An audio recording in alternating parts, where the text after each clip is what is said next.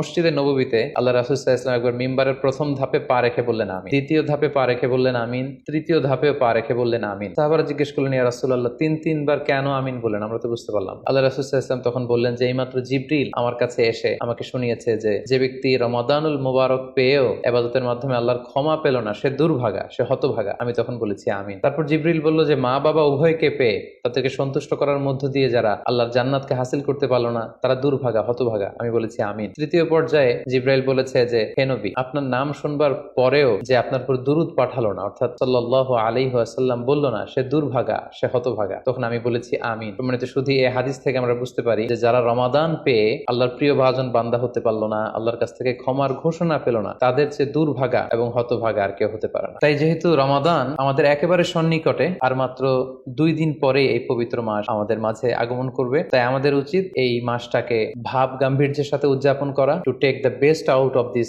Blessed month. যত বেশি পরিমাণে সম্ভব নেক কাজ করে আল্লাহ তাআলার ক্ষমাপ্রাপ্ত বান্দাদের অন্তর্ভুক্ত হওয়ার চেষ্টা করা। আমরা যদি এই মাসকে উদযাপনের জন্য এখন থেকে একটা প্ল্যান করি বা প্রোগ্রাম করি এবং সেটার আলোকে যদি পুরো মাসটি আমরা পরিচালনা করবার চেষ্টা করি, তাহলে আশা করি খুবই ফ্রুটফুল ওয়েতে এই যে অফার দেওয়া হয়েছে, স্পেশাল অফার, এই অফার গুলোকে আমরা কাজে লাগাতে পারবো এবং বেশি বেশি ইবাদত করে আল্লাহ তাআলার প্রিয় ভাজনদের অন্তর্ভুক্ত হতে পারবো।